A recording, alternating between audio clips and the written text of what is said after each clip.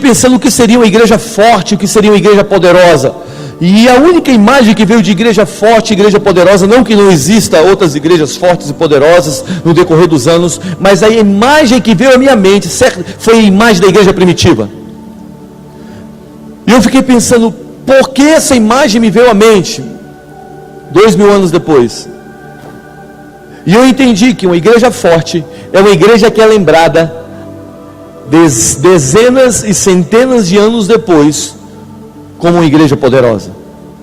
Sabe, se nós só pensarmos numa igreja forte, nós pensaríamos nessa igreja primitiva, que é uma igreja que 2000 anos depois nós continuamos falando dela, 2000 anos depois nós estamos falando dos feitos dela, 2000 anos depois nós estamos contando as histórias de avivamento dessa igreja. Quantos querem que depois que Jesus nos levar daqui e nós estivermos com Ele, a nossa história continue ecoando pelas próximas gerações? Sabe, isso é uma igreja forte, uma igreja que ela não está mais aqui, aspas, mas ainda nós contamos as suas histórias. Eu oro para que Deus levante uma geração nesse tempo, que daqui a 100 anos, se nosso Senhor não voltar, 200 anos, as pessoas contem as histórias daquilo que nós vivemos e daquilo que nós experimentamos.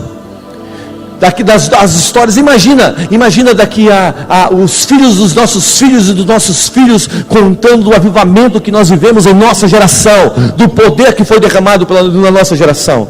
Então eu tive o entendimento que a igreja forte é uma igreja que é lembrada anos depois de uma maneira benéfica.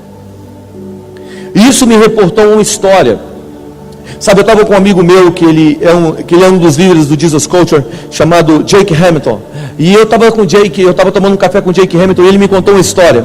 Ele falou bem assim, eu acabei de chegar da Inglaterra e eu estava na Universidade de Oxford e eles me contaram uma história magnífica e eu quero contar essa história para você. E ele me contou essa história. A história é o seguinte: existe um prédio, ele me falando, existe um prédio dentro da Universidade de Oxford, e esse prédio é um prédio histórico. Ele é feito de madeira. E a viga principal desse prédio na Universidade de Oxford, a viga principal que sustenta toda aquela estrutura, ela é feita de carvalho. Então, o prédio e a viga que sustenta toda a estrutura é feita de carvalho. E esse prédio foi feito há dezenas de anos atrás. E aquele carvalho, aquela madeira, ela começou a rachar.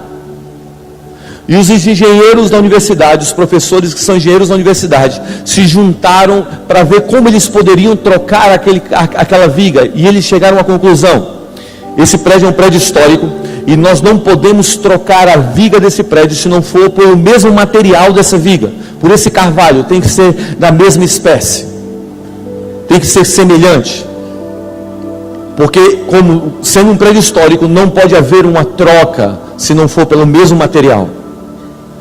Então o que eles fizeram? Eles tinham que achar esse carvalho, era o material da viga.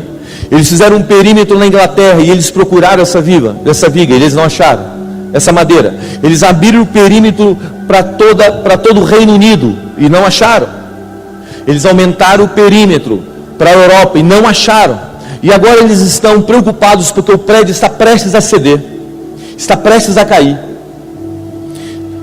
E eles decidem então ter uma reunião de emergência. E eles sentam numa mesa e dizem assim: nós temos um problema, nós não achamos a viga desse prédio, nós não achamos a madeira. E eles decidem pegar a planta, e eles pegam a planta do prédio, eles abrem a planta do prédio, e quando eles abrem a planta do prédio, tem um quadradinho assim, escrito assim: olha, quando nós fizemos essa casa, quando nós fizemos esse prédio, nós fizemos um cálculo de mais ou menos quanto tempo ia durar a viga principal que sustenta o prédio. E essa viga ia durar mais ou menos 500 anos. O que nós fizemos então? Pensando que um dia no futuro teria que se trocar essa viga principal, nós plantamos o carvalho nos fundos. Então quando vocês precisarem trocar, vocês vão nos fundos do prédio, porque lá está o carvalho. Eles foram para o quintal dos fundos e quando eles abriram a porta do fundo, o que estava lá? O carvalho. Sabe, isso me faz pensar em um movimento multigeracional, um movimento em que o que nós estamos construindo hoje será lembrado amanhã. E Deus quer colocar no nosso coração esse sentimento pelas coisas eternas, o sentimento pelo eterno. Sabe, o sentimento não só pela nossa geração, mas pelas gerações futuras. Sabe, o que a igreja primitiva fez está ecoando até hoje. Nós não podemos ter uma mente voltada apenas para um tempo. Nós temos que ter uma mente e um coração voltado para as próximas gerações. Tudo que uma geração futura tem é que essa geração permitiu. E tudo que essa geração tem foi que a geração passada permitiu. Sabe, nós somos as comportas para a próxima geração. Então você tem que tirar os olhos do momento e botar os olhos na eternidade. Você sabe quando Jesus foi tentado sobre o monte? A primeira tentação de Jesus foi: você está com fome? Troca a pedra por pão e come. Você lembra disso? Pedra é aquilo que é base, pedra é aquilo que é fundamento, pão é aquilo que é momentâneo, que você come hoje, você tem que comer amanhã novamente. Então o que o diabo estava falando para Jesus: troque o eterno pelo momentâneo, troque a visão eterna, a visão de base por aquilo que é momentâneo. Deus quer na verdade acordar a eternidade que há no nosso coração, que Eclesiastes fala, que Deus colocou a eternidade em nosso coração. Então eu pensando nessa igreja primitiva, nessa igreja que é uma igreja que 2000 anos depois nós estamos contando a história dela, eu comecei a pensar dos pontos relevantes que a igreja primitiva viveu, que fez aquela geração ser uma geração de avivalistas. E eu acredito que um dos textos que mostram com realidade o que a igreja primitiva era, está em Atos 17. Abre a tua Bíblia em Atos 17.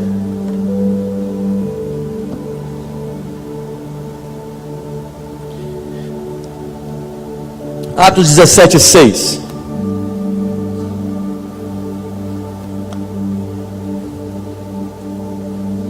Vamos ler a partir do 5. Diz assim: mas os judeus ficaram com inveja e reuniram alguns homens perversos dentre os desocupados e com multidão incitaram um tumulto na cidade, invadiram a casa de Jason e buscaram Paulo e Silas a fim de trazê-los para o meio da multidão. Versículo 6. Contudo, não os acharam. Arrastaram dias de alguns outros irmãos para diante dos oficiais da cidade, gritando. Olha o que eles estavam gritando a respeito da igreja do primeiro século: esses homens que têm causado alvoroço por todo o mundo chegaram até aqui. Esses que têm transtornado o mundo chegaram também até aqui. Diga: esses que têm transtornado o mundo chegaram até aqui. Diga: uau! Sabe, que Deus levante uma geração no nosso tempo, que seja uma geração que transtorne, que abale as estruturas do mundo. Sabe, o mundo estava sendo abalado por esses homens. Eu acredito que um dos maiores avivamentos bíblicos do Novo Testamento é Atos 17, 18 e 19. Sabe, a Bíblia fala que Paulo ele chega nessa região e ele sopra o Espírito de Deus sobre 12 homens, aqueles homens se levantam, e a Bíblia fala que em 3 anos, toda a Ásia Menor tinha ouvido falar do Evangelho. Eles literalmente estavam transtornando o mundo, eles estavam abalando as nações. E eu fiquei perguntando para Deus, quais eram os pontos relevantes que essa igreja primitiva tinha, que a tornou tão eficaz na pregação do Evangelho? Porque hoje nós somos no Brasil, talvez mais de 40 milhões de evangélicos, e eu estou falando 13 homens que começaram um chamado ali, se espalharam e abalaram o mundo. E hoje nós somos mais de 40 milhões de evangélicos, e nós precisamos ter uma posição mais firme para que a gente possa literalmente começar um processo de transformação nacional. Eu sei que não é do dia para a noite, eu sei que é uma jornada, mas Deus já tem trazido essa palavra, que Ele vai trazer um avivamento e uma reforma em nossa nação. E eu, olhando para a igreja primitiva, eu encontrei alguns pontos, esses pontos que eu quero compartilhar com vocês. Eu acredito que o primeiro ponto que a igreja primitiva tinha e viveu, que a tornou tão relevante, está em Romanos capítulo 5, 17. Abra comigo em Romanos.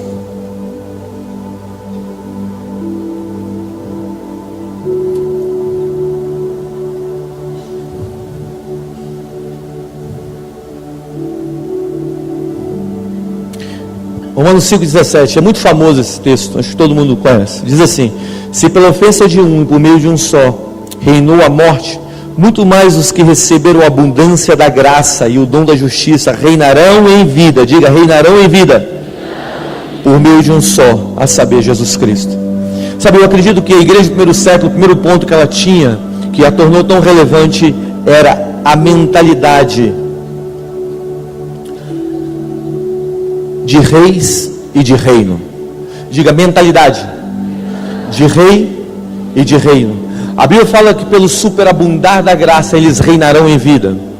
Diga, reinarão em vida. Nós somos chamados para reinar em vida.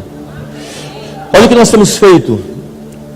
Olha o que nós temos feito com o Evangelho, que eu acredito. Temos transformado o Evangelho em um grito de socorro pela pobreza cultural que temos demonstrado. A atitude de mendigância cultural tem nos colocado em uma posição de subcultura. Somos chamados para reinar, para expressar em liderança o reino inabalável, influenciável, cheio de paz, amor e justiça que o Senhor Jesus Cristo nos confiou. Não somos uma subcultura, somos uma contracultura. Nós não somos uma subcultura, nós somos uma contracultura. E a Bíblia fala que pelo superabundar da graça, isso vai nos colocar em uma posição de reis. A graça, a liberação, a não condenação vai nos colocar em uma posição de reis. Deixa eu explicar um pouco disso aqui. Sabe, eu acredito, eu estava vindo para cá e a gente veio conversando sobre isso. Eu acredito que o nosso sistema de justiça, e como nós julgamos fatos, e como nós tratamos os fatos, e como nós tratamos muitas vezes as coisas erradas, isso tem nos colocado em uma posição de subcultura ou igual ao mundo. Entenda uma coisa, pelo superabundar da graça reinaremos em vida. Fica com isso na cabeça. Então, o que eu quero dizer, você observou que quando, esse aqui é o nosso sistema de justiça, você observou que muitas vezes quando exemplo, roubam um carro de uma pessoa, que não seja o seu e nem do seu irmão, amém? E eles quando roubam um carro de uma pessoa, levam esse carro, aí pega o ladrão. Quando pega um ladrão, o que fazem com o ladrão? Prendem ele. Mas o carro dessa pessoa ela nunca mais viu esse carro, o carro foi embora. Entram numa casa, roubam uma casa e o ladrão é pego. O que acontece com o ladrão? Ele é preso. Mas as coisas que foram roubadas nunca serão devolvidas, porque muitas vezes ele já queimou aquilo, ou sumiu com aquilo, ou transformou aquilo em outra coisa. Sabe, nós fomos criados em um sistema de punição e não de ressarcir aquilo que foi levado. Nós somos criados, sabe, numa justiça que é uma justiça punitiva. Não uma justiça que libera, mas uma justiça que pune. Não é uma justiça que ressarce, mas uma justiça que pune. Não sei se você sabe, mas a igreja, houve uma época na igreja, não na igreja protestante, mas na igreja, em que atrás da igreja havia penitenciárias, porque muitas pessoas que pecavam eram literalmente jogadas na penitenciária. Era o sistema de penitência. A penitência a palavra penitenciária deriva da palavra penitência. Então quando a pessoa errava, ela muitas vezes tinha que pagar uma penitência, muitas vezes era na cadeia atrás da igreja. E isso se transformou, veio para a igreja, e a igreja começou a punir e não a liberar. E nós estamos transformando pela nossa punição as coisas erradas. Eu não estou dizendo o que é errado, mas muitas vezes nós estamos punindo em vez de superabundar a graça naquele lugar, e nós estamos transformando o evangelho numa subcultura. Você está comigo? Sabe, eu acredito no dom de liberação. Eu acredito que nós somos chamados para liberar. Sabe, o sistema de justiça de Deus é diferente. Sabe, quando Caim matou Abel, sim, teve uma consequência. Mas a Bíblia fala que Deus colocou uma marca. Olha o sistema de justiça de Deus. Deus colocou uma marca em Caim para que ele não fosse morto quando ele saísse dali. Eu estava conversando com um rabino há 3 semanas atrás. Ele disse que provavelmente a marca que Deus colocou em Caim era o número 6. E 6 para o judeu significa conexão. E ele estava dizendo o seguinte, que Deus colocou aquele número 6 para que ele pudesse restabelecer um novo tempo na vida dele. Sabe, a justiça de Deus não é uma justiça punitiva. A justiça de Deus é uma justiça que libera. Tudo que está fora de Cristo já está condenado, mas aquilo que está em Cristo se tornou nova criatura, e as coisas velhas ficaram para trás e tudo se fez novo.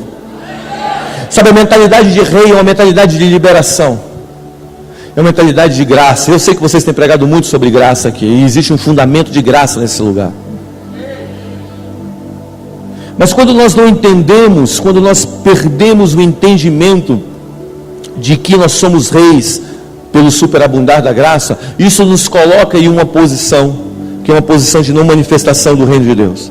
Mas quando eu tenho ciência do poder de Deus, presta atenção, quando eu tomo consciência do poder de Deus, isso me posiciona para manifestar aquele poder. Você se lembra quando Jesus estava andando e tinha uma multidão ao redor dele, e aquela multidão apertava ele, e de repente uma mulher que sofria de um fluxo de sangue há mais de uma década, aquela mulher vem correndo e toca em Jesus, e quando ela toca em Jesus, Jesus diz assim: ei, alguém me tocou? E Pedro que era o gaiato, né? Aquele que era sem filtro, Pedro era sem filtro, porque Pedro é o seguinte: Jesus está lavando os pés dos discípulos, chega até Pedro, não, você não pode lavar meus pés. Aí Jesus fala assim: se você não deixar lavar os seus pés, você não tem parte comigo. Não, então lava meu corpo inteiro, lava minha cabeça, sabe, Pedro era esse cara sem filtros, ele não tinha filtro. E agora Pedro, então, provavelmente Pedro, ou seja lá quem for, falou assim: não, está todo mundo te tocando. Está todo mundo te tocando. Como é que você está dizendo aí que alguém me tocou, alguém te tocou? Aí Jesus fala bem assim, a resposta de Jesus: de mim saiu virtude. Jesus tinha tanta ciência e consciência do poder que estava sobre ele, que ele entendia as entradas e as saídas do poder. Isso o posicionava para manifestar aquele poder. Quando nós temos consciência do poder que está sobre nós, nós nos posicionamos para manifestar aquele poder. Quando nós não temos consciência, nós vivemos por temporadas e não pela jornada. Deixa eu te explicar isso mais uma vez com outro texto da Bíblia. A Bíblia fala do milagre, o primeiro milagre em massa que Jesus fez foi o milagre dos 5 pães e dos peixes. A Bíblia fala que Jesus pregou todo um dia, estava todo mundo ouvindo Jesus todo um dia. No final do dia, aí Jesus falou assim: o povo está com fome. Aí um dos discípulos dele: não, manda eles embora. Não, nós vamos comprar essa responsabilidade aqui. O bagulho é nosso. Nós vamos até o fim disso aqui. Aí a Bíblia fala que Jesus manda trazer, ele dá graça, e a Bíblia fala que ele começa a partir o pão. Olha que interessante. Jesus deu graça por aquilo que não poderia alimentar o povo. Muitas vezes nós estamos deixando de dar graça pelo pouco que nós temos, e isso tem impedido o muito que virá. E a Bíblia fala que Jesus deu graça pelo pouco e ele partiu. Muitas vezes o milagre só começa quando se parte. Por isso que muitas vezes Deus deixa a gente quebrar, porque aí começa o milagre. E aí Jesus partiu, e vocês se lembram, alimentou 5.000 homens sem contar mulheres e crianças, e sobrou 12 cestos. Mas não é isso que eu quero dizer. É o texto seguinte. O texto seguinte diz assim: que Jesus sobe para cima do monte para orar e manda os discípulos no barco. Os discípulos entram no barco e estão indo para o outro lado. E quando eles estão indo para o outro lado, uma tempestade chega, e Jesus está em cima da montanha vendo os discípulos dele no barco. Você lembra dessa história? Aí Jesus falou: esses caras estão encrencados, eu vou até eles. Eu não sei se Jesus deu um pulo de cima do monte, já caiu dentro da água, se ele desceu correndo, se ele foi andando numa boa, subiando. Eu não sei. Só sei que eu acho que ele pulou de cima do monte. Radical. Mas a Bíblia fala que Jesus agora ele se move, sabe? Ele se move até os discípulos. E eles estão no meio da tempestade. No meio daquela tempestade, eles não conseguem discernir Jesus. É engraçado porque Jesus um tempo tinha dormido na tempestade. Tem um pastor que é um pastor que tem me influenciado bastante. Ele diz assim: a tempestade que você consegue dormir nela é a tempestade que você tem autoridade para repreendê-la. Se você não consegue dormir no meio do vendaval, você não tem autoridade para repreendê-la. Agora Jesus está no meio Jesus está andando sobre as águas no meio do vendaval. E aí vocês conhecem a história. Pedro pede para ir, Pedro anda, e Jesus chama Pedro, Pedro anda. Jesus ama uma cultura de risco. Você sabia disso? Jesus gosta de risco, gosta de te chamar para você viver em risco. Isso, os talentos mostram isso. Aquele que escondeu o talento perdeu, foi exortado. Você precisa viver no risco, no limite, sabe? Você precisa viver nessa área. Eu fico pensando aqui, como é o desafio para fazer o Radicais lá no estádio. Deve ser viver no risco. É carregar um fardo por uma nação e por nações. É viver no risco, tanto financeiramente e de diversas outras formas. Mas glória a Deus, Deus tem dado graça a vocês. Deus tem honrado o risco de vocês. Agora, Jesus vem andando, e vocês conhecem a história, mas o que me chama a atenção é que depois que Jesus entra no barco e acalma a tempestade e tal, é o último versículo do capítulo que diz assim: eles não entenderam, olha isso aqui, eles não entenderam o milagre da multiplicação dos pães. Jesus está andando sobre as águas, a história é outra, e o texto termina assim: eles não entenderam o milagre da multiplicação dos pães. Eles não entenderam. O que significa isso? Significa que eles tinham acabado de sair de um milagre, eles precisavam de um milagre na nova temporada, mas por não entender o último milagre, agora eles estavam sofrendo para viver o próximo milagre. Deus não quer te dar uma mente de um milagre, ou uma mente para um tempo. Deus quer te dar uma mente de milagre para uma jornada. Sabe, quando nós temos a mentalidade da jornada, é diferente. Quando nós não temos a mentalidade de vivemos um milagre apenas para um tempo, mas para uma jornada diferente. Quando nós nem entendemos que o milagre que aconteceu no passado, ele é base para o futuro, é diferente. Vou te contar um negócio, é numa versão menor, mas nós fazemos uma conferência em Brasília, e ela custa mais ou menos para a gente uns 350 mil. E toda vez a gente parte do zero. Vamos lá, do zero, e a conferência vai. E todas as vezes que a gente chega assim, teve um dia que eu cheguei para pagar a conferência terminava domingo à noite, e era domingo de manhã, e o nosso cálculo não batia, faltava mais ou menos entre 80 e 100 mil reais. E estava chegando à noite, a gente tinha que pagar nossas contas, e aí eu me lembro que eu sentei com os caras da minha equipe, e eles estavam literalmente assim, bem desanimados, dizendo: cara, a gente tem um déficit de 100 mil para hoje à noite, e nós temos só mais uma sessão, e como vai ser isso? E eu me lembrei da história, a história que me dava força para o milagre futuro, que é a história do Druco. Que história é essa? Essa aqui. Meu pai tinha um patrimônio, meu pai foi um homem muito rico, ele tinha um patrimônio de 50 milhões de dólares, ele avalizou 2 pessoas, não leu a Bíblia, perdeu tudo. Então um dia a gente tinha tudo, no outro dia a gente não tinha nada. Ele avalizou para a compra de soja, então o maior produtor de soja da região era muito amigo dele, ele avalizou, botou as fazendas dele, botou tudo que ele tinha como garantia e perdeu tudo. O cara não pagou, ele perdeu tudo. E nesse processo, nós entramos num processo bem difícil na nossa jornada, nós não tínhamos tantas condições. E eu me lembro uma vez que eu estava passando no shopping e eu queria um tênis. Na minha época de adola, de adolescente, era bermudão da Ciclone. Você lembra disso? Hadley ou Kenner e uma camisa lá para desviado lá. E aí você andava com bermudão, aquele bermudão da Ciclone que tinha 10 mil bolsos. Era um bolso dentro do bolso, dentro do outro bolso, dentro do outro bolso, dentro do outro bolso. Você lembra disso? Só eu lembro, estou ficando velho. Só eu.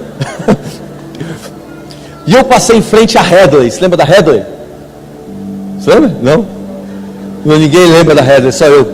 E aí a Hadley tinha um tênis Druco, que era um tênis que é tipo Vans de hoje. E eu passei, eu olhei para o tênis, desejei aquele tênis, queria tanto esse tênis. Fui embora para casa. Cheguei em casa, estou lá em casa, na hora que eu chego em casa, passa 10 minutos, chega uma amiga da minha mãe. A amiga da minha mãe chega e fala bem assim: ei, eu estava passando num shopping e Deus mandou te trazer um presente. E ela botou o presente. A caixa, Hadley. Na hora que eu abri a caixa, o Druco. Acredite se quiser, mas todos os desafios financeiros que eu passo na minha vida, é esse fato, é essa história que Deus proveu quando eu era menino, que me dá base em fé para enfrentar os próximos desafios. Por isso eu entendo quando a Bíblia fala, por não entender o milagre dos pães. Eles não entenderam o milagre dos pães. A última temporada, Deus deu base para eles, para que na próxima temporada eles tivessem fé para atravessar as tempestades. Deus não quer te dar uma mente para uma mente de milagres, ou uma mente do favor de Deus, ou da bondade de Deus para um tempo. Deus quer te dar uma mente contínua na bondade de Deus e no favor dos céus.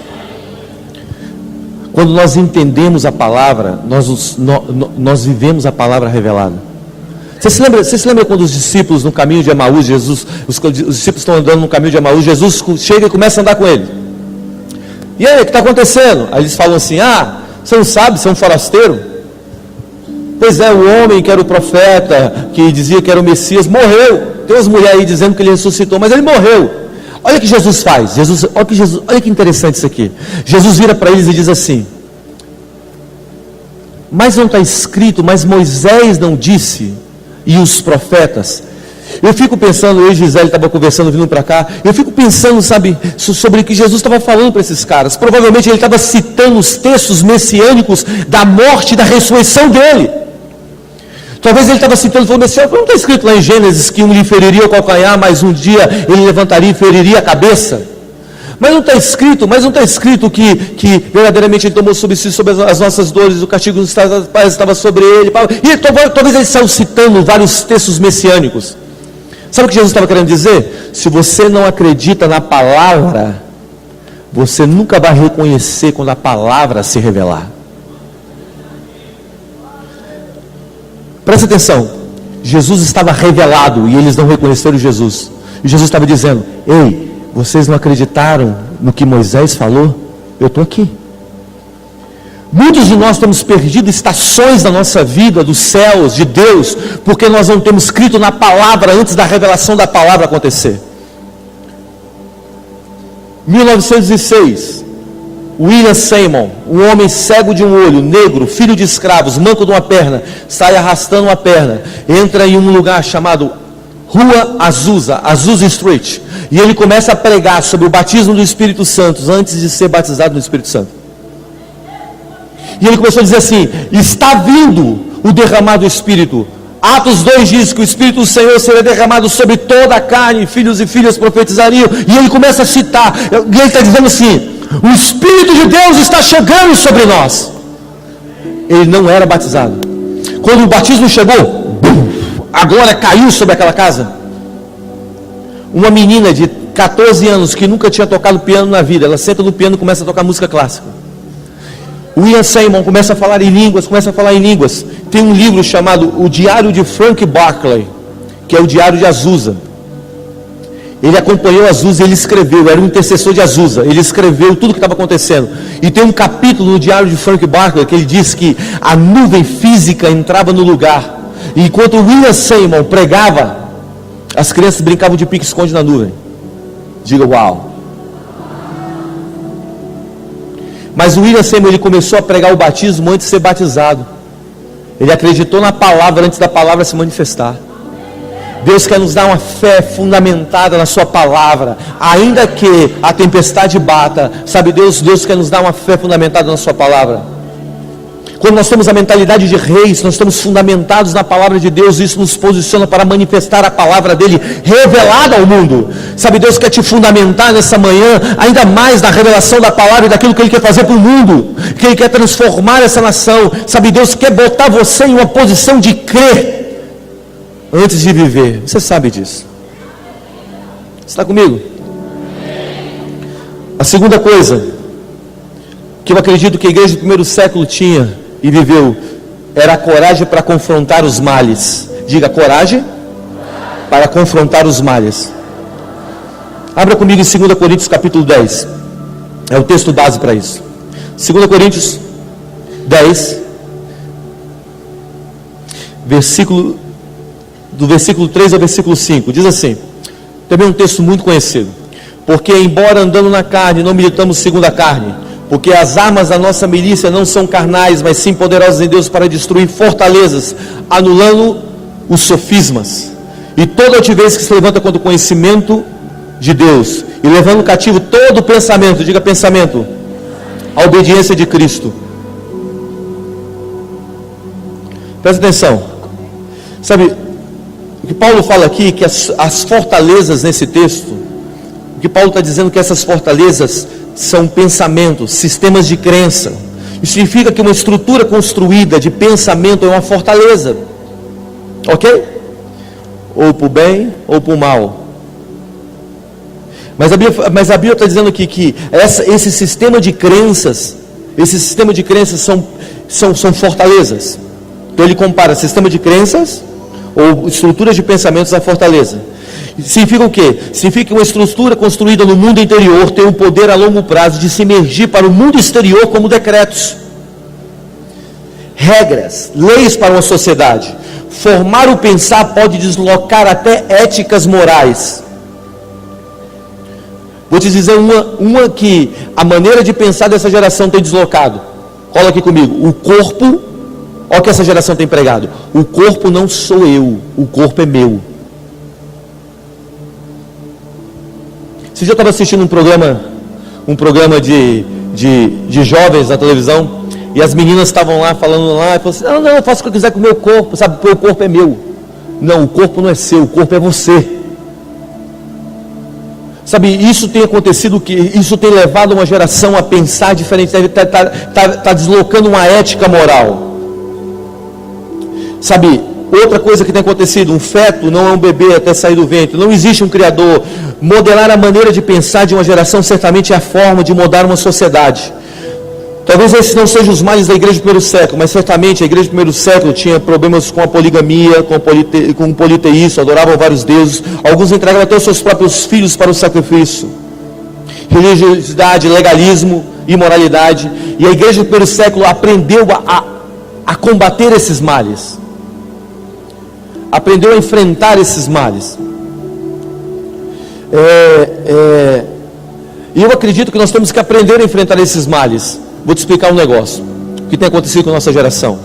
Hoje nós temos tido uma agenda gay, e essa agenda gay que tem crescido no mundo inteiro, a igreja tem tentado combater essa agenda gay, mas eu quero, e muitas vezes de uma maneira muito agressiva, e tem nos posicionado em um lugar que nós temos nos afastado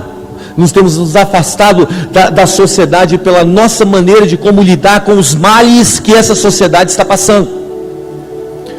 O que é errado é errado, o que é pecado, nós não estamos aqui para negociar, mas a maneira de lidar com os males, nós precisamos aprender. Deixa eu te dar um panorama de como chegamos até aqui sociologicamente. Eu tenho um amigo chamado Michael Burdor, ele é o diretor de gestão do Jesus Culture. Então ele que faz os projetos. Ele teve 3 anos comigo agora, dos últimos 2 anos e 3 vezes comigo em nossa conferência. E o que ele fala? Ele era um hippie. Eu gosto de hippie. Você gosta de hippie? Eu gosto dos hippies, são tão legais. Eles são tão legais. Eu não gosto muito quando eles não tomam banho, mas quando eles tomam banho, eles são tão legais. Sabe, o Michael Burdor estava vindo para a conferência, e eu falei assim, ele virou para mim e disse, não, deixa eu comprar minha passagem. Aí ele me mandou o itinerário dele. 36 horas de voo, com conexão. Aí eu liguei para ele e falei assim, Michael, por que você fez isso? Não, era a passagem mais barata, aleluia. Mas 36 horas, Michael? Não, eu vou parar não sei aonde, eu fico lá no aeroporto, sabe, eu sento lá e fico escrevendo. É hippie. Ele cresceu no movimento hippie, no final dos anos 60, no início dos anos 70, e ele me disse um negócio, quando ele tinha entre 11 e 13 anos, ele mudou para São Francisco, e ele foi morar no distrito de Castro, que se tornou o epicentro da causa gay, e o principal casal ativista da época era vizinho de parede com ele. Esse cara virou para ele e falou bem assim, Michael, um dia ele estava no quintal, o casal chamou ele e falou bem assim, Michael, você simpatiza com a nossa causa? Ele não era crente, os pais dele fumavam maconha dentro de casa, vida louca. Ele disse assim, claro que eu simpatizo com a causa de vocês. Ele falou bem assim, o casal disse para ele, nós não vamos ganhar essa guerra indo para a rua e fazendo protesto. Nós vamos ganhar essa guerra, Michael, se você se tornar um professor universitário. Nós vamos ganhar essa guerra se você se tornar um jurista. Nós vamos ganhar essa guerra se você se tornar um ator, um cineasta. Então nós pedimos que você estude e se torne um homem grande e comece um processo de mudança de cima para baixo. Lógico que ele não fez isso, ele se converteu de uma forma sobrenatural, mas o que eu quero dizer é que no final dos anos 60, no início dos anos 70, houve um recrutamento de centenas de milhares de jovens, e hoje nós estamos colhendo o fruto daquilo que foi plantado lá. E nós estamos lutando contra o fruto. Deixa eu dar um passo maior. Olha que interessante isso aqui. Eu acredito que houve 3 grandes revoluções sexuais no mundo que mudaram sociologicamente a história do mundo. A primeira revolução foi com Jesus Cristo e a igreja primitiva. As mulheres não tinham tanto favor, e um homem tinha até algumas mulheres, alguns homens tinham até mais de uma mulher. Jesus chama as mulheres para trabalhar com ele. A igreja primitiva se aprofunda nessa causa, e chega um tempo em que a igreja primitiva diz que os homens, que os presbíteros sejam esposos de uma única mulher. Gostaram, mulheres? Gostaram, homens? Amém, diga amém, por favor. Forte. Então Jesus dá dignidade às mulheres, e ele começa agora um homem para uma mulher. A segunda grande revolução, resumindo bem, a segunda grande revolução sexual aconteceu com o movimento monástico. Os monges surgiram, e eles se isolaram, construíram os monastérios, e quando eles construíram esses monastérios, eles disseram: pureza é castidade. O homem mais puro é o homem que não tem sexo. E eles vão, seja em qualquer classe, seja dentro de uma aliança, nós não podemos, isso é pureza. E eles constroem os monastérios. E aqui começa o movimento monástico. É a segunda grande revolução. Então nós paramos de ter agora sacerdotes com famílias. Nós temos agora, e aí existe uma série de outros fatores que isso levou, que isso também levou a ser dessa maneira. A terceira grande revolução sexual acontece com Martim Lutero. Martim Lutero, ele arromba a porta da reforma protestante, e ele prega as teses, ele dá o grito da reforma, mas uma coisa que ele faz, ele casa com a freira, chamada Catarina, e com essa freira que ele casa, ele diz uma frase, olha se esse homem não é sábio, se ele não entende das coisas. Ele diz uma frase bem assim: eu aprendi mais sobre vida cristã em 1 ano de casamento do que 10 anos de monastério.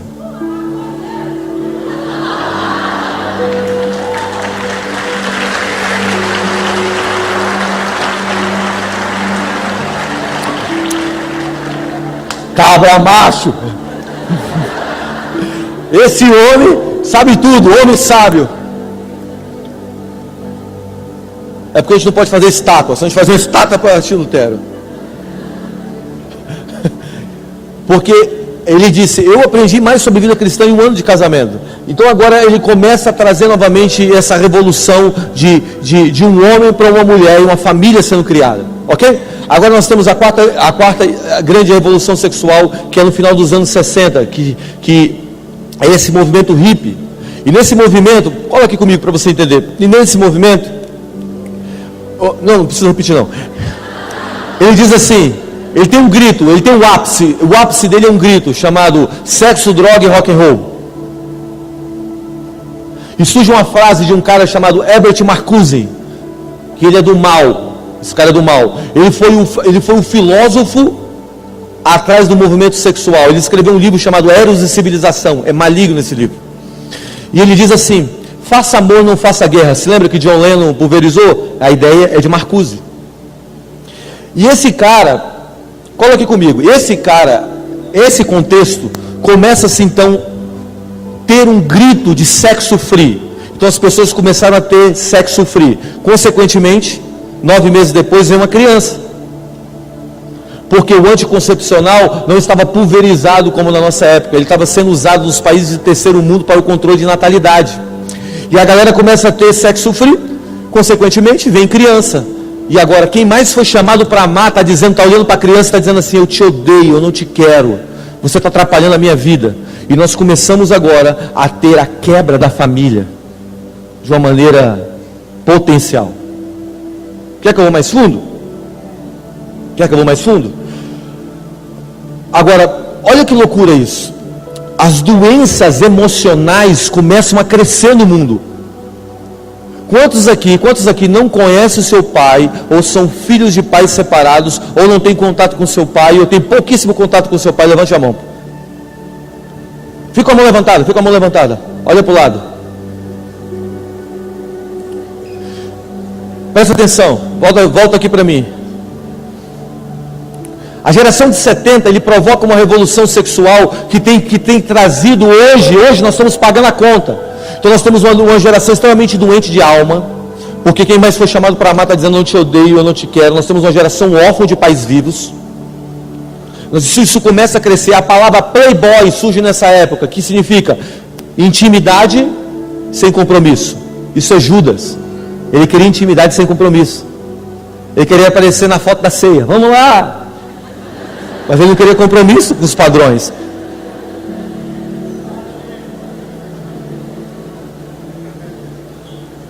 Sabe, essa palavra surge nessa época, sabe, playboy, intimidade sem compromisso. Nós temos uma geração agora crescendo sobre os valores do sexo free. Agora presta atenção, não existe mais um amor familiar, se não existe mais um amor de pai por um filho, agora começa a surgir, olha o distúrbio, começa a surgir outros amores. E muitos estudos dizem que depois dos anos 60, dos anos 70, o nível de pedofilia cresceu de uma maneira terrível, porque já não existe um amor familiar. Então está surgindo agora a brecha para o inimigo entrar e gerar o eros. E essa geração está sendo martirizada porque disse que o corpo não é ela, o corpo é dela. O corpo não sou eu, o corpo é meu. Presta atenção, o que você faz com o seu corpo afeta a sua alma e toca o seu espírito, e um dia a conta chega. Porque a Bíblia prega um ser triuno, corpo, alma e espírito. A Bíblia fala que o nosso corpo, o corpo nosso, é templo, que nós devemos entregar isso aqui, sabe, como um sacrifício. Deus habita aqui. Deus está aqui no nosso corpo. Você está entendendo? Então o que acontece? Você sabe que Herbert Marcuse, ele era um marxista da escola de Frankfurt, e ele entendeu que o princípio, ele entendeu que o marxismo nunca ia se instalado no mundo capitalista, se ele não destruísse a ética judaico-cristã. Ele entendeu que a ética judaico-cristã era o principal desafio para o marxismo ser instalado. Sabe o que ele fez? Ele vende essa imagem, que destruindo o corpo, eu começo a quebrar a ética judaico-cristã e eu posso instalar outros valores. É uma questão muito mais profunda que você imagina. Eu não tenho tempo para falar sobre isso. Mas a nossa geração tem passado por um desafio de lutar contra a agenda gay. São causas que estão aqui, que lutar contra uma geração que está dizendo: o corpo é meu, eu faço o que eu quiser com ele. Porque é o seguinte, uma bactéria em Marte é vida, um coração batendo na Terra não é. Não tem uma coisa errada. Nós estamos aí, eu vim com o Gisele, está ali, e com o esposo dela, o Igor, e ela trabalha no Ministério da Saúde. Ela trabalha direto, lá em cima.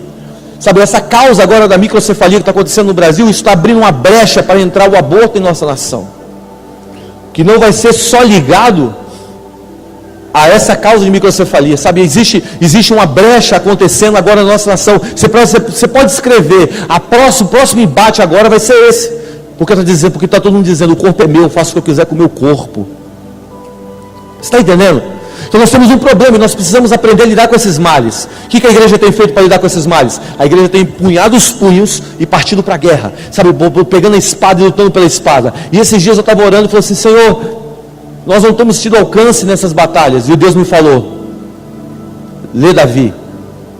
E eu comecei a ler a história de Davi, e eu cheguei numa história que eu acredito que essa é a mudança que Deus quer fazer nessa geração. Eu cheguei num ponto que o ponto era o seguinte: Davi lutou várias guerras pelo Senhor, e Davi agora ele entra em várias batalhas, e ele quer construir o templo. E quando ele vai construir o templo, Deus vira para ele: você não pode, porque você tem sangue nas mãos. Agora presta atenção, Davi tinha sangue nas mãos, que era da guerra que ele batalhou pelo Senhor. Deus mandou ele entrar naquelas guerras. O sangue que Davi tinha nas mãos era da guerra que Deus mandou batalhar. Agora Deus vira para ele e diz: você não vai construir o templo porque você tem sangue nas mãos. E na hora que eu li isso, eu falei: tem um ponto de tensão aqui, porque parece que Deus está punindo Davi por algo que ele mesmo mandou Davi fazer. E eu comecei a pensar: não, Deus não pune, Deus é bom, então tem algo errado aqui. Aí Deus falou assim para mim: não é uma punição, é uma mudança de ciclos, é uma mudança de estação. Deus estava tirando Israel da era da espada para levar à estação da sabedoria. Deus estava fazendo um limite, Davi, até aqui. Duas coisas Deus estava fazendo com Davi. Você vai aprender a trabalhar com o seu filho, movimento multigeracional, pais e filhos. E vou te ensinar também a você entender que o seu ciclo da espada acabou. O ciclo da sabedoria está começando. Sabe, eu acredito que a guerra que nós estamos trabalhando agora, que nós vamos lutar, é uma guerra pela sabedoria. É uma guerra de entendimento, não é uma guerra de espada. Você se lembra quando... Olha isso aqui. Você se lembra em Mateus capítulo 16? Mateus capítulo 16 aparece a primeira vez a palavra igreja. Jesus pergunta: o que o mundo diz que eu sou? Uns dizem que você é Elias, o que vocês dizem que eu sou? Pedro levanta e diz: tu és o Cristo, filho de Deus vivo. Jesus interrompe ele e fala: bem disseste, Simão Bar-Jonas, porque não foi carne nem sangue que te revelou, mas foi meu Pai que está no céu. Pedro, tu és pedra, e sobre essa pedra edificarei a minha igreja. A primeira vez que aparece a palavra igreja. E as portas do inferno não prevalecerão contra ela. Dar-te a chave do reino dos céus, que ligarem na terra terá sido ligado nos céus, e vice-versa. Foi muito rápido, né? Gol!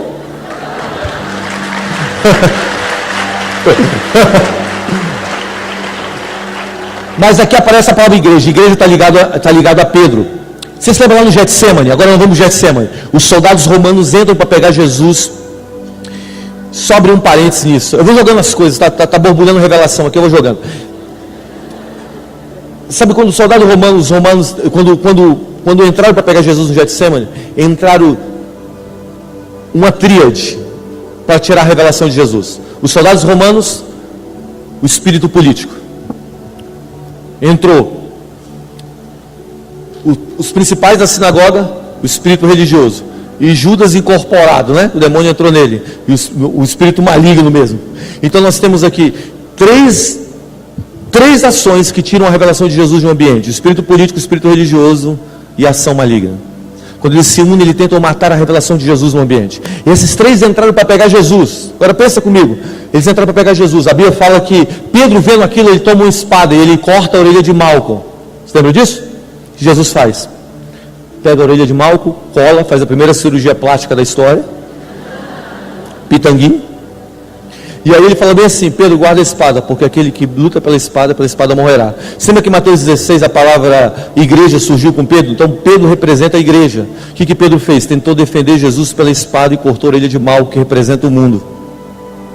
Muitas vezes nós tentando defender, nós pela nossa luta de tentar defender Jesus, nós cortamos a orelha do mundo, impedimos que o mundo ouça a verdade do Evangelho. E Deus está falando: guarda a espada, Pedro.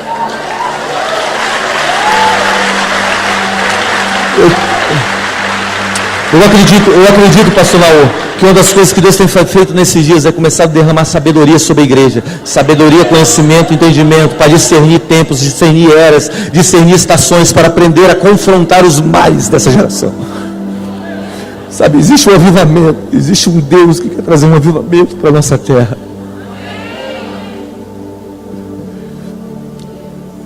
No reino de Deus, o reino de Deus sempre está em avivamento. Sempre. Avivamento é uma questão de alinhamento. Nesse exato momento, sabe, Deus está derramando um espírito de sabedoria sobre a geração. E eu encerro com isso. Ser sábio é saber muitas vezes que o que você está fazendo e tudo que você faz é para a glória de Deus. O primeiro homem a ser cheio do Espírito Santo na Bíblia se chama Bezalel. Procura esse cara, Bezalel. É a primeira vez que aparece. E o enchi do meu espírito. É em Bezalel. Deus encheu Bezalel do Espírito Santo para poder trabalhar com ouro, com prata e fazer coisas criativas, trazer criações. Então Deus encheu Bezalel para o quê? Trabalhar. Nós temos ligado ao enchimento do Espírito Santo simplesmente a um contexto curto, não longo, não na sua plenitude. Deus vai encher pessoas do Espírito Santo para poder trabalhar, para ser empresários cheios do Espírito de Deus. Para quê? Para a gente curar a terra. Olha que interessante. No capítulo 17, 18, 19 de Atos, conta a história desse avivamento que eu estava falando para vocês, o texto dos homens que têm transtornado o mundo chegaram até nós. E conta a história que Paulo fazia tendas. Você lembra disso? E a Bíblia fala que levava os lenços, Paulo limpava assim o suor, seu rosto com os lenços, eles pegavam aquele lenço de Paulo, levavam e jogavam sobre os enfermos, e os enfermos eram curados. Aí levavam para o outro lado e jogavam sobre os espíritos malignos iam embora. Grava isso. O suor de Paulo curava e libertava. Gênesis capítulo 3, o homem peca. Quando o homem peca, Deus fala, por causa do teu pecado, a terra foi ferida de maldição, ela produzirá abrolhos e espinhos. O primeiro Adão produziu espinhos, o último Adão toma uma coroa para tirar a maldição da terra. E aí ele libera uma palavra dizendo assim: do suor do teu rosto comerás. Então suor é sinal de trabalho, ok? Agora, Atos fala que o lenço de Paulo, do suor dele, curava e libertava. Deus está levantando uma geração de cineastas, Deus está levantando uma geração de políticos, Deus está levantando uma geração de médicos, Deus está levantando uma geração de administradores, Deus está levantando uma geração, de enfermeiros, Deus está levantando uma geração de juristas, Deus está levantando uma geração de juiz, Deus está levantando uma geração para que o seu suor expulse os demônios, o seu trabalho expulse os demônios, o seu trabalho expulse, cure essa geração. Eu acredito nisso. Existe uma voz emergente se levantando no mundo hoje. Líderes emergentes estão se posicionando para dizer: ei, eu acredito que o meu trabalho vai fazer isso. Hoje nós temos missionários, inseridos como cineastas, disfarçados de cineastas em Hollywood. 2009, eu estava na igreja congregacional de Bento Ribeiro, com um grupo de americanos, e eu estava pregando nesse lugar, depois que a gente tinha tocado com Nova Geração, e eu olhei para o menino e falei assim: você vem aqui. Ele veio, eu falei assim: cerca ele. E cercamos ele dos profetas, e botamos as mãos sobre ele e começamos a profetizar sobre ele. E uma das palavras proféticas foi assim: você vai se tornar um cineasta na sua nação. Ele voltou, e ele pegou os créditos da universidade, do high school dele, e tentou aplicar para 2 grandes universidades. Ele repetiu, não liberaram ele para entrar. Ele está sentado em casa, esse menino mexendo no iPad, aparece um post. Esse post é assim: concurso para curta-metragem. E ele se inscreveu nesse concurso. O concurso era fazer um curta-metragem dos soldados que estavam voltando do Iraque. Ele fez esse curta-metragem e ele ganhou. E agora ele está feliz da vida na casa dele. E quando ele está feliz da vida na casa dele, o telefone dele toca. Ele atende. Alô? Falou assim: é fulano de tal? Falou assim: sou eu. Aqui é da assessoria de Steven Spielberg. Ele viu seu filme e ele está te chamando para você trabalhar com ele nos próximos meses. E esse menino está trabalhando com Spielberg. Deus está posicionando uma geração, gente. Você pode ver, Deus está posicionando o exército dele para uma revolução, porque o grito será Atos 17:6, que diz: os homens que transtornaram o mundo chegaram até nós.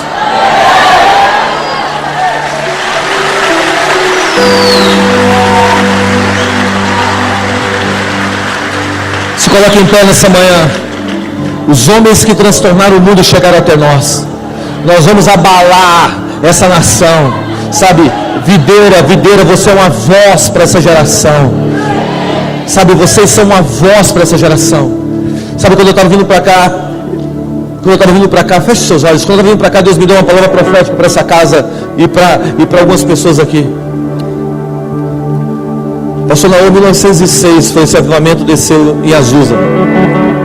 William Seymour, no final dos 3 anos e meio desse avivamento, ele saiu. E Deus disse assim para ele: a nuvem vai embora, mas daqui a 100 anos ela vai voltar. Abril desse ano, faz 110 anos dessa palavra. Lou Engle, que é o cara que lidera o The Call, ele estava deitado na casa dele. Eu recebi um e-mail deles esses dias. Ele estava deitado na casa dele, o Espírito Santo falou para ele. Na verdade, ele entrou numa visão e ele viu uma janela de oportunidade. E Deus falou para ele: está vendo essa janela? É a unção dobrada. Eu vou começar a trazer novamente. 600 milhões de pessoas foram salvas pelo avivamento de Azusa, de lá até aqui. 600 milhões de pessoas. Existe uma profecia que haveria uma colheita de 1 bilhão de almas. Existe um cara chamado Paul Cain, que é um dos maiores profetas dos Estados Unidos vivos hoje. Ele entrou em 100 visões nos últimos 10 anos, 100 visões claras. E as visões dele, ele via estádios cheios, milhares de jovens. E isso não era para um dia, mas era uma temporada longa, de semanas. E os noticiários, a visão dele mudava, a mesma visão, 100 vezes ele teve essa visão. A visão mudava e ele viu o noticiário dizia assim: nós não estamos noticiando coisas ruins, porque as coisas ruins sumiram. A única coisa que a gente pode noticiar é que existe algo acontecendo no estádio da cidade, que milhares estão indo para lá e saindo de lá transformados.